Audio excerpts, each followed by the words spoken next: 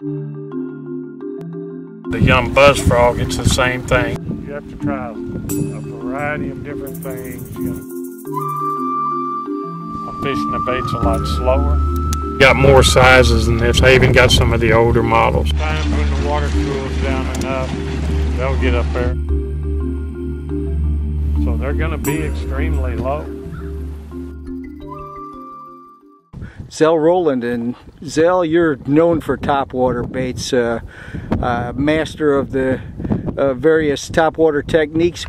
Tell us a little bit about the different categories of baits and when you opt for one over another. A series of popping baits in the different families of poppers. I've got the head chuggers and the Lucky 13. This bait will actually chug like a chugger, and there's a lot of things, the reasons why these baits catch a lot of fish. One of them being, I think, is the size of the bait.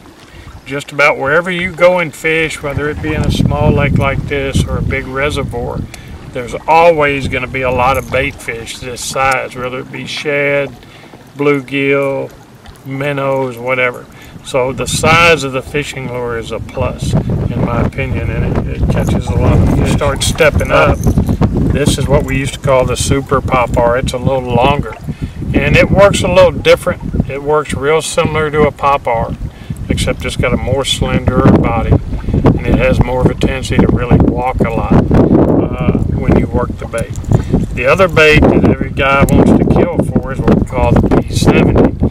It's a little bit larger in size than the P65, P60, and it's a fish catching rule of thumb is the larger the bait, the bigger. There's not a fisherman in the world that can tell you that they bite a popper on Monday and they bite a head and chugger on Tuesday.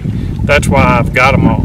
And if I catch 2 or 3 on a popper pretty quick, it's not uncommon for me to tie on a head and chugger and make 4 or 5 or 10 or 15 casts with it to see, am I going to get more bites on that versus a popper? Because we all know as fishermen, if we all go fishing tomorrow and there's 20 of us on this lake and there's 15 of us going down the bank, you're going to have to be the guy that figures out how to catch the fish behind the other 4 or 5 or 6 that went down that bank. Because fishermen are getting very educated today. So it's usually the guy that's doing a little something different with his fishing lure that helps him catch more fish. The other thing that's really unique is what we call the walking baits. And this bait has been around, golly, for at least 30 to 35, 40 years. This is the old Zell spook. The original head and spook was made out of wood, and but as time goes on, things change. This is the plastic Zell. All the baits now are mainly plastic. We actually bought back a wooden spook in the size of a super spook for guys that wanted a wooden bait. But anymore, with the technology we have, we can take a plastic bait and make it almost identical to a wooden bait, even as far as how fast it floats, how fast it moves. So these are definitely some of the favorites among all the anglers that are fishing. I don't know of a professional fisherman that doesn't have a super spook in their tackle box. Most of them have them all. And what I mean by that is you got a super spook, the regular rattling spook, and then we'll even go down to a baby spook, and which we call the Zell puppy. So I've actually got more sizes than this. I even got some of the older models because I like throwing these walking baits. In the Rebel family, we have what we call a jumping minnow. They all are different. A Rebel jumping minnow is more heavily weighted at the tail, and when you work the bait, it has more of a tendency to jump very highly in the water, to where spooks are made to walk from left to right, from left to right. Line size is very critical. The heavier the line, the less the baits are gonna action you'll get out of the baits. If I was to take a super spook and tie a 12-pound test line to it, there's probably not but a whole lot of guys I know that could work that bait. because that bait would almost turn 90 degrees in the water, to where with 25-pound test line I could take the worst fisherman in the world and tie it on it, and he could catch fish on it. It's just not going to walk as much. So lighter line, more action; heavier line, less action. This is the old Excalibur bait here, the spitting image, and depending on the size of the bait is going to determine how much flash that bait puts out. I've done so many things with this bait. I got baits that they ain't even seen yet that I've made out of this bait, and I ain't telling them either because I like it. But this is a fish catching bait. When you start talking the frog baits, of course you got the frog R, which is new. All these baits are going to have something in common when you look at them. If you look at the head of the bait, you see the bulged eyes. It looks like sort of a bullfrog. When you look at the young buzz frog, it's the same thing. Got the raised head, bulged eyes, and the new pad crusher, of course, is the same thing.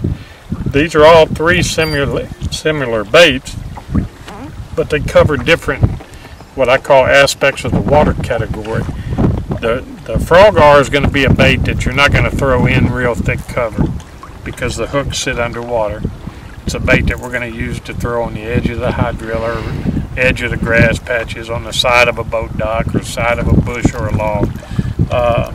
But it's going to be a fish catching machine.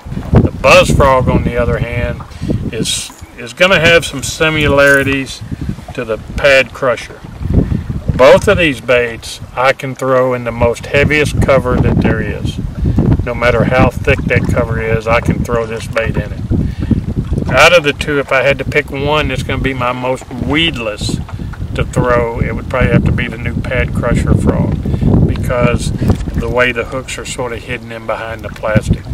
It's got a real soft plastic, so when the fish bites, he's hooked. The bait you're putting on top of very thick vegetation, and what a fish actually sees is the silhouette of a frog or something trying to get off the bank or out of the thick stuff. Buzz frog is made to buzz. It's made to create a lot of disturbance and sound on top of the water. When we get to the buzzbait family, of course, Booyah buzz baits are extremely excellent buzz baits. These are all extremely good buzz baits. It's who takes the spook, it's who takes the pop-R and fishes it a little bit different. Maybe I jerked it 4 times today. Only a fish is going to tell you how he wants that bait presented. So light line, more action; heavy line, less action. You have to try a variety of different things. I'm fishing the baits a lot slower. Got more sizes than this. I even got some of the older models. When the water cools down enough, they'll get up there. So they're going to be extremely low.